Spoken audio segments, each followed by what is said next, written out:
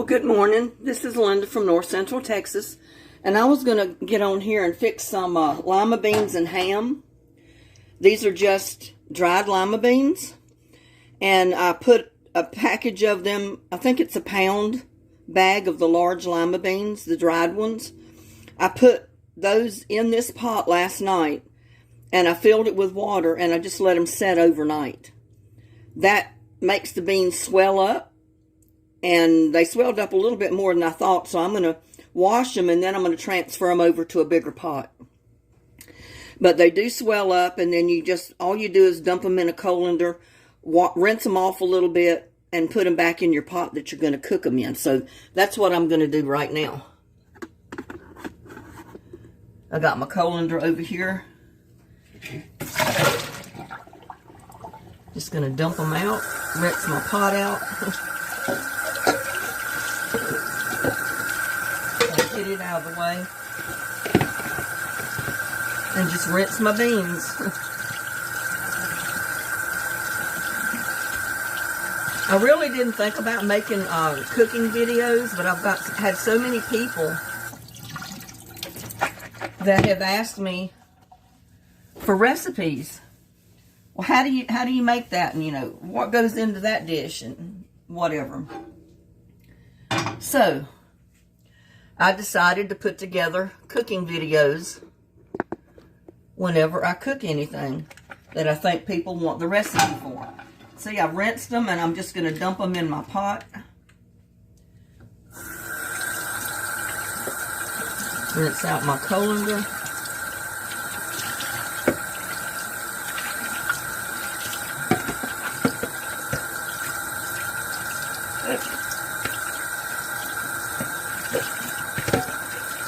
Rinse it out temporarily because I don't want stuff to dry and stick in it. Put my dish pan back in my sink. Like I said, I always, since I don't have a dishwasher, I wash my dishes in a pan, a dish pan, and then I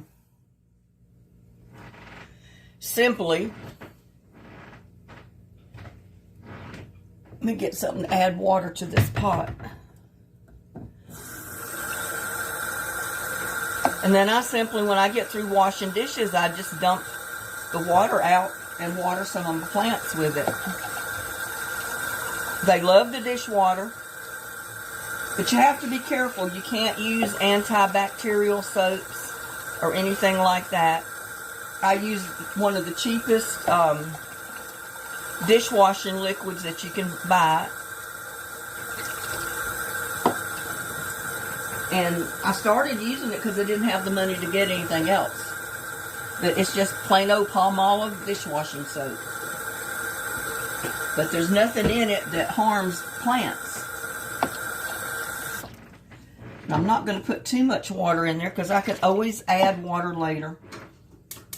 Turn the burner on. And start it cooking. Turn my fan on over here. Now, one thing I do, as you know, I love my onions. I season a lot of things with onions. So I've got about a quarter cup of diced onions right there.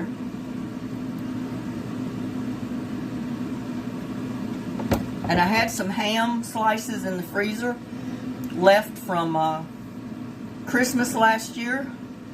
Because I always freeze the leftovers because I don't usually eat all of that at one time.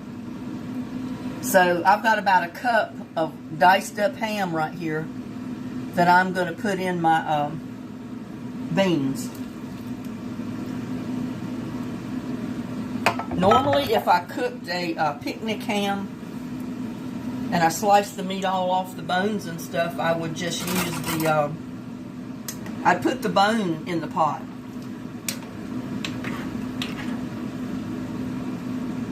And cook my ham in that leftover bone mixture.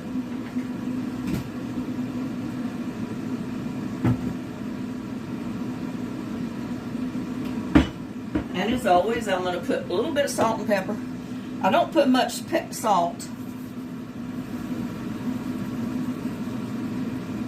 But I do like a little bit of sea salt in there. And a little bit of pepper.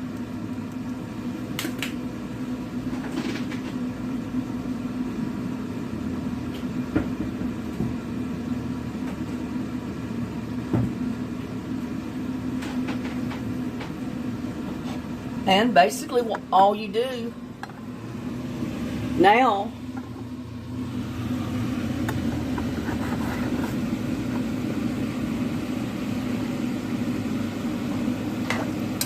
mix it up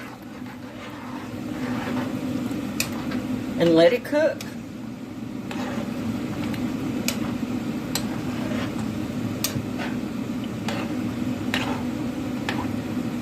My mom used to make some of the best ham and beans. Oh my God. And even without the ham in it, they're really good. I can remember as a child growing up that many a time we'd sit down and eat a big pot of ham and beans and some cornbread and maybe have iced tea or sweet tea or milk to drink. And that was our meal. And that was something good. One thing I almost forgot. I do put just a little bit of sugar. Just a little bit of white sugar, maybe a tablespoon.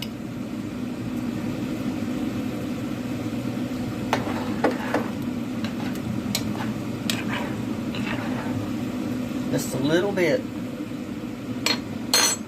And I do that with all my beans, like my pinto beans, black-eyed peas, and my dried lima beans. But you can see right there, I've got a big pot of beans. That would feed 5 or 6 in a family. Fix you some good hot cornbread and butter to go with it. And if you had a side dish, that'd be great too. And if not, just eat a great big plate or bowl of your ham and beans. And that's good eating right there. And I'm not saying that just because that's how I grew up eating food, but with a large family, my dad had 10 kids in his family, and I've got 5 brothers. And my dad was not a rich man. I mean, he stayed in the Navy for almost 13 years. And when he got out, he worked in the town we lived in North Carolina. There was not jobs there unless you worked in the fields. So he'd have to drive out of town to get carpenter jobs and stuff like that. Home building jobs. At least go into Wilmington, where he'd get a lot of contract jobs, you know, building like the Wachovia Bank and a lot of other stuff like that. But even though he had decent jobs and he worked all the time, money was still not abundant. I mean, we had to watch, or my parents had to watch where they spent their money. So, my mom knew how to make food go a long way, and she was a really good cook. Both of my grandmothers were fantastic cooks. I mean, they could take something that I wouldn't even know what to do with and make a fantastic meal out of it. They're the ones that I learned to cook venison, all the game meats. I mean, I can take some venison and you think you're sitting down to a plate of country steak. I mean, I love it. But like I said, we got to bring this to a boil. And then we're going to cook it, I don't know. Since we soaked the beans, it's not going to take as long as it would have if we had not soaked them. So it might take about an hour to cook them. Because I'm going to bring it to a boil and then I'm going to cut it back to like a simmer. And then I'm going to put a lid on it. And just watch my pot so it doesn't boil over and cook my beans.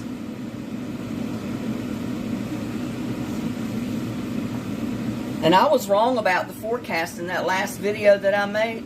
I think we're supposed to get our first freeze or possible freeze this coming Saturday. This is Wednesday. So I'm going to have to decide between now and Saturday if I want to get out there and pick all my green tomatoes and my peppers and everything so they don't freeze on the bush. If it doesn't quite get down to 31, then I'm not going to have to worry about it, but I'd rather pick the green ones and be able to use them than to let them freeze and then them not be good to do anything with. So I'll decide that. I'll keep watching the forecast and see if they change the temperature forecast between now and Saturday, and then decide what I'm going to do. Because some of those tomatoes, even though they're green, they will ripen on the counter. Other ones, I might be able to just chop them up and put them in chow chow. So we'll see.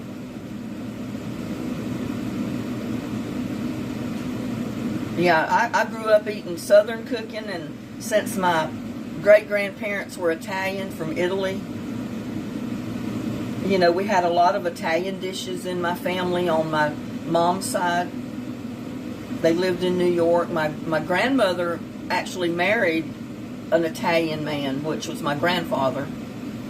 And she was English and Irish, so she did a lot of Irish and English cooking.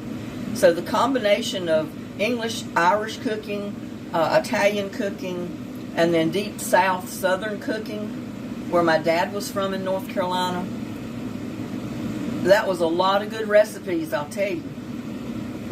Some of the recipes I don't know, and I have to guess at what they put in it, and it comes out pretty good. Other ones I do know the recipe, you know, I know exactly what they put in there. So, and some of the recipes I come up on my own over the years.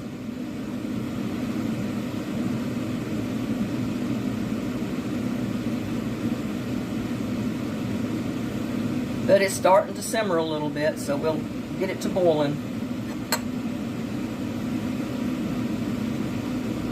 Yeah, my mom used to fix a pot of these about once a week. Or once every 2 weeks, we'd have beans and ham, or we'd have a great big bowl of spaghetti that Mama would fix with fresh home biscuits. Usually on Sunday, we'd have either fried pork chops or fried chicken that was homemade. Real good cooking growing up. We didn't buy anything at the stores, especially after we moved to North Carolina, where we grew so much of our own food. Everything was home cooked. Back then there was no restaurants in my little hometown.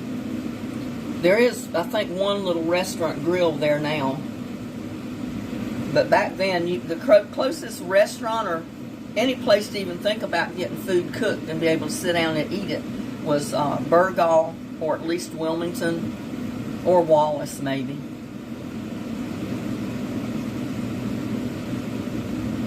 Because my little hometown was just a little crossroad farming town, but I loved it. I mean, I loved my hometown. And I loved the fact that I grew up part of my life in New York City, which gave me a big experience up there, you know, because Southern living and city living in New York City is different as night and day.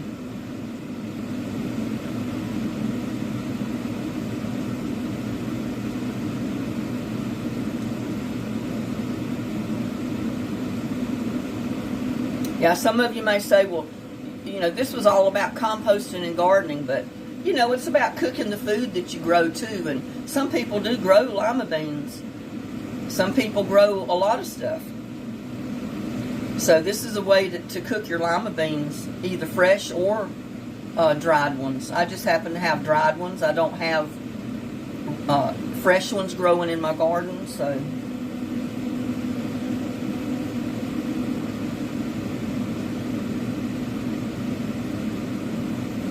So it's starting to boil just a little bit.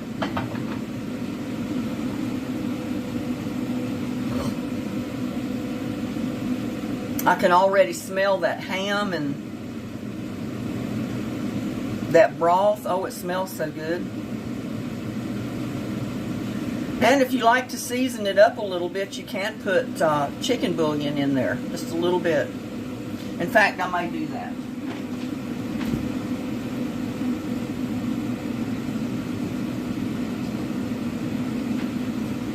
don't like to put much because I like the taste of the ham and I like the taste of the beans.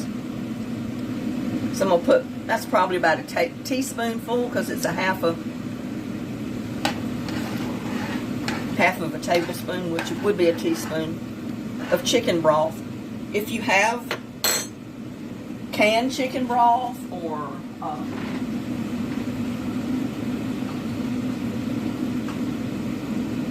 I know you can buy the more or less fresh chicken broth in the containers. I just keep bouillon on hand. I keep beef bouillon, chicken bouillon, and vegetable bouillon on hand all the time because I use it a lot in all of my recipes.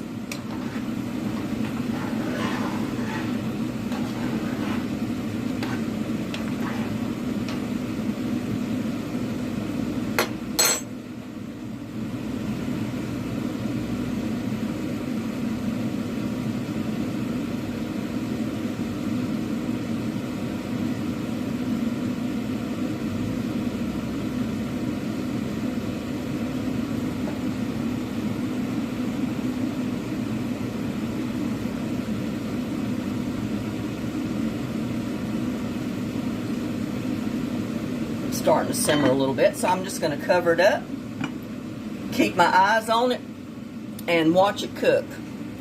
And like I said, I'm going to cook it for about an hour, just simmering. You know, I don't want it to a rolling boil the constant time. It's just going to be like kind of at a simmer or really low boil, because I want my beans to stay intact. I don't want to cook my beans to death so they just fall apart. Well, I'm checking on my beans. I think they're about done, but I need to cook a little bit of the water out of them because I don't like them too soupy.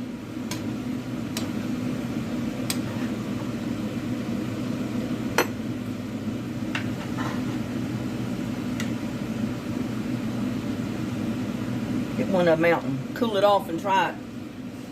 See how close to done it is.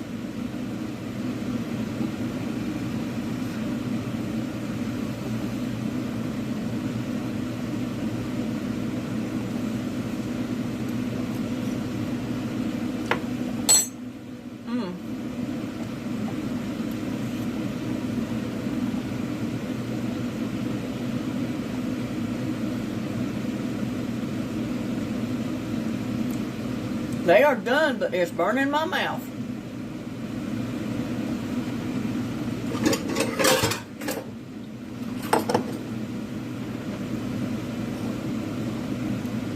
Look at that. Don't that look good?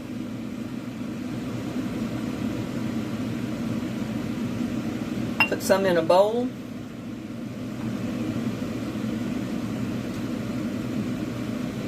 Because it's lunchtime, and that's my lunch today. Got to cool off though, it's too hot to eat. I'll leave it sitting right there and let it cool off some. Turn the burner off and let it sit there for a little bit. Once you turn the heat off, you can let them sit for a little bit. Just cover up and let them sit. And that will help thicken up your broth a little bit.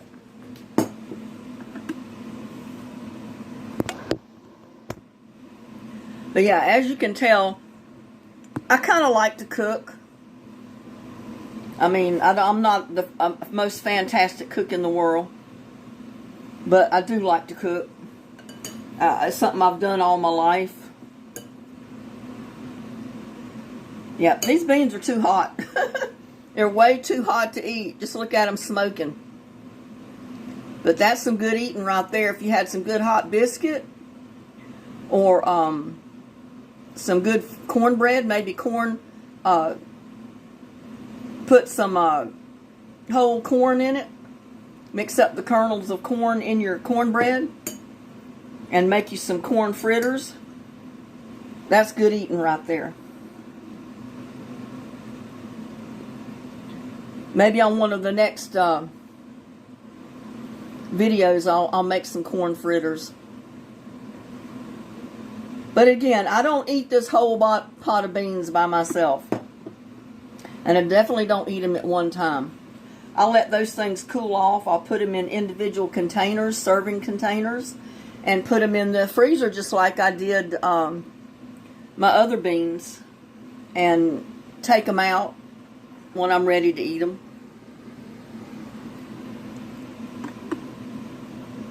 Yeah, it's a great way to have good home cooking without having to cook every day. Just cook you a pot of beans, freeze them in individual containers, and take them out when you need them. That's the best way to do. But anyway, I thought I'd get on here and show you how I do my ham and beans, or beans and ham, whichever way you want to call it. Maybe it'll inspire some of you to cook a pot of beans. I mean, because I think that's just some good eating right there. Get the camera down here. I mean, that's good food right there.